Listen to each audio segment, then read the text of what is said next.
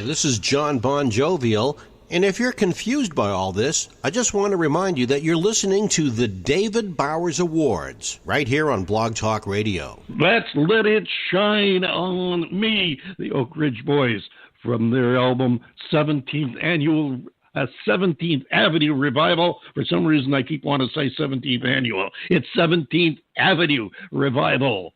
And right now, we'd like to bring him on in here and have a chat with him. Come on in, pull up a piece of sofa, and say hello. Joe Bonsall of the Oak Ridge Boys. Well, hello, David. Hello, John. Good to talk to you guys again. How you been? Hey, doing just fine, and so great to hear from you. You've been doing a lot of running around with this album. Yeah, I'll tell you, so since the album came out in the late spring, I mean, we've been everywhere promoting the album and playing shows at the same time. I mean, we've been about as busy as a bunch of old guys can possibly be. I don't know how it gets any busier, but we've been there. Well, I'll tell you what, from having seen you in action, I'd say these old guys are staying pretty young, because I'll tell you what, this old DJ would have trouble keeping up with you guys. I'll tell you, I don't think a lot of the kids could keep up with us, to be honest with you, but we're really blessed, man. You know, everybody's feeling good, singing good, not the young guys on the block anymore, but still playing big shows. I mean, just this past week we did the Kentucky State Fair, the Colorado State Fair, and big shows yet to come this fall, and then a big Christmas tour. So, I mean, we're out there doing it, and then to have the opportunity to record, you know, a brand new album like this at the same time has really been just fabulous. You know, I know you guys run your butts off, Joe, and I admire everything that you do. You know, I got to see you through your graciousness last March at the casino in Immokalee, Florida.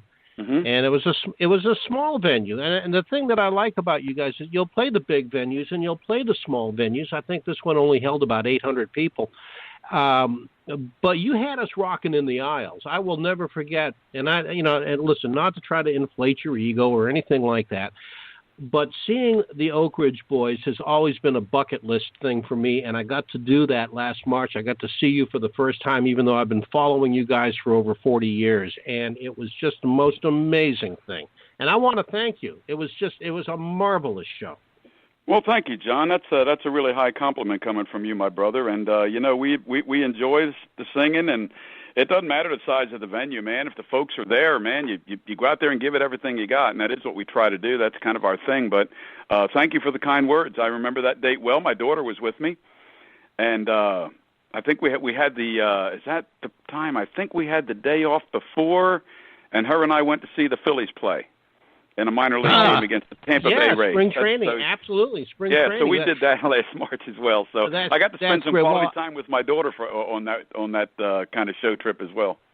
And, you know, I had my daughter with me that night. And my daughter, she's in her 20s, and she puts it, she said, Dad, I know you were a country disc jockey for many years, but how can you listen to that stuff? I hate country music. And you know what? She walked away from that concert impressed. She says, oh, my God, they were amazing. All right, cool. Always good to win over the young ones, man. Well, we got a convert. Well, you know, I don't think the kids sometimes realize, you know, there's a whole new country music scene out there. And I think a lot of the kids singing country music today realize where it all started and where it came from and whose shoulders they're standing on. But a lot of the young fans don't always quite get it because they're young and they only know what's new and fresh. And I find that when we get an opportunity to perform for these kids at either a big festival or something, their minds are pretty well blown. That, oh my God, that's the Oak Ridge Boys. Gee, my grandfather loved them. You know. Well, you've got some pretty broad shoulders to stand on, and you do it well. Thank you, brother. Appreciate that. Remarkably well, and I think that one of the two keys. One, of course, is the fabulous factor that you guys are, the entity that you are, the excitement, the fact that you put your heart and souls into what you're doing and you love what you're doing. And the other factor, I think, is that the music is just that. It transcends genre. It's not always pure country. It's not always pop rock. It's not rock and roll. It's not gospel. it's music. I mean, I was calling it American music before the term Americana came along. And to me, that's what it is. It's not pigeonholed. You guys are not... Yeah, country music cannot lay sole claim to the Oak Ridge Boys. You belong to all of American music. Well, thank you, David. And, I agree with you 100%. In fact, I call our group, I say sometimes, I'm Joe Bonsall, 44-year member of the American Music with the Oak Ridge Boys. That's what I call us, too, because it ain't just country. You're right. We have always leaned every which way. We're really song-oriented for the most part, unless we're looking at a conceptual theme, which kind of like the new album is. And Dave Cobb took us down that conceptual road. But for the most part, man, we're song-oriented. Play us a good song, a song we really like, because we can't expect people to like it if we don't love it. And so we got to have a song that all four guys love, and that it's a doggone good song, and we put all our all into that song. So we're really song-oriented. It doesn't really matter the genre so much. Just my whole thing is sing me a good song, man. I want to hear a good song. And I think most people do. And I agree with you 100%. 72 studio albums since 1958, which is amazing in itself. And this current album of yours, the 17th Avenue, I'm bound to say annual 17th Avenue Revival. We get a little extra emphasis on the title there. But it's more than just another gospel album. You had a guy who is so well known in the music business, Dave Cobb, that got you guys together, and as one writer said, I kind of invoked the spirit of pop staples. But tell us, Joe, Dave Cobb put you into a position of doing something. What was it he wanted from you guys? Well, first of all, we approached Dave Cobb with the idea that we have done just about everything. And after that induction into the Hall of Fame in 2015, October, we wanted to do something monumental. And at this point in our career, we didn't know if we'd get a chance to do another album, what kind of album it would be when we did it. But the opportunity presented itself, and we went to Dave. We said, Dave, can you help us? We worked with Dave 11 years ago when The Boys Are Back? Yeah, The Boys Are Back album. Right. And we met Dave even before that because he was producing Shooter Jennings, as he still does. And we sang on a song with Shooter and got to know young Dave Cobb before he even moved to Nashville, that was, and became, the producer in town, which he is now, producing, Sturgill Simpson and Jason Isbell and Chris Stapleton. Stop there. And we had a meeting with Dave, and we said, Dave, we just want to do something monumental here. What do you think? He said, well, I think this.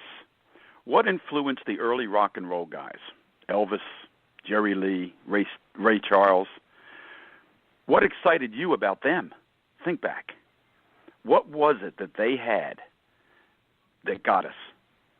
They all came out of gospel, just like you guys.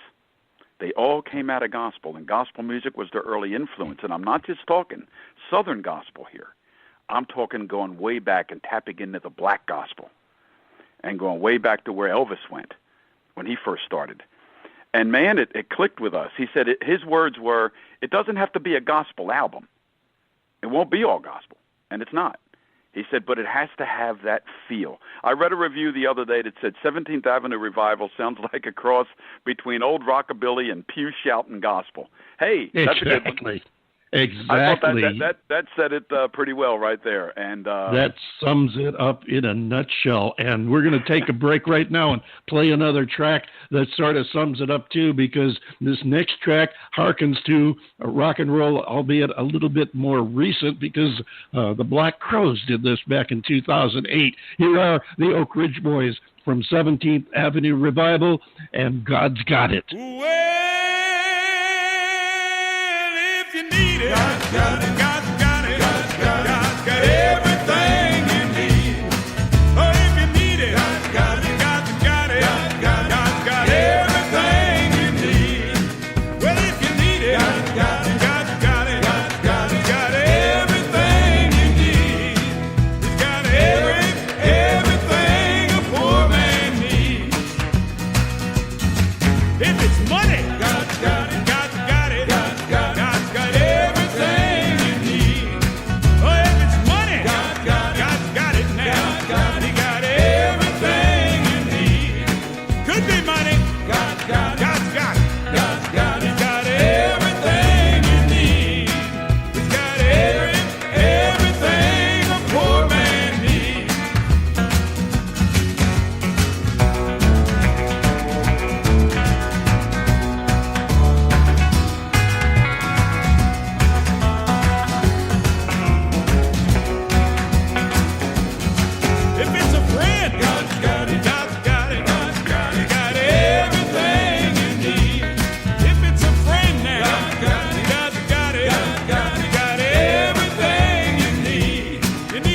hand. God's got it. God's got it. God's got it. He's got everything you need. He's got everything a poor man needs. Listen to us now. And God's got it. He's got it. God's got it. He's got it. God's got it. He's got it. God's got it. He's got it. I have to try. He's got it. I have to try. I don't have to try. He's got it. Well, let me try. He's got it. He's got everything a poor man needs. God's got everything a poor man needs. God's got it. Oh yeah, God's got it. And I hear that song, and I think of a national treasure who we just lost here recently. I could hear Aretha Franklin up there doing that song. It's Oh my gosh, she could burn it, couldn't she? couldn't she? A Absolutely. lot better yeah. than I did, but she sure could. Ain't no doubt about it. Hey, I'll tell you, I would have loved to have heard the two of you get together. I would have paid through the nose good money to see that show. That would have been a classic. But Joe, I've got No, you didn't, and No, we never that's did. a shame. But I've got to go off topic for just a moment here because I know that you had a situation recently, and I just want to know and be able to share with the listeners too. You have a member of the family, a kitty by the name of Sonny, who has been experiencing some problems, and I know that you had her to the vet today, and I'm hoping that maybe you got some good news from the vet. Well, I'll tell you, thank you. And the outpouring of love on Twitter at my @JoeBonsall account has just been astounding. People love their animals, they love their pets, and they're part of a family, man. I mean, owning a pet is a lifelong experience, especially in the life of the pet. And we've got this great cat, Sonny. Let me tell you how we got Sonny. About 11 years ago, we got a phone call from our granddaughter. She was out in the country somewhere partying with a bunch of young people, and there's a couple good old boys out there shooting off guns. And they found this orange kitten, and he was just ate up with sickness and fleas and ticks, and they were going to shoot him. And Brianne called my wife Mary and said, Mom, we've got this cat, and she explained the situation. Mary said, you pick up that cat and take him to the vet right now. Tell them we'll be down to get him. And she took him to the vet, and they cleaned him up, had heartworms at the time. He was just a ruination of a kitten. And we took him home to what would be Cat Paradise, our house. And he's been with us now 11 years, and he's been having some real problems lately with his gastrointestinal system. He's had diabetes.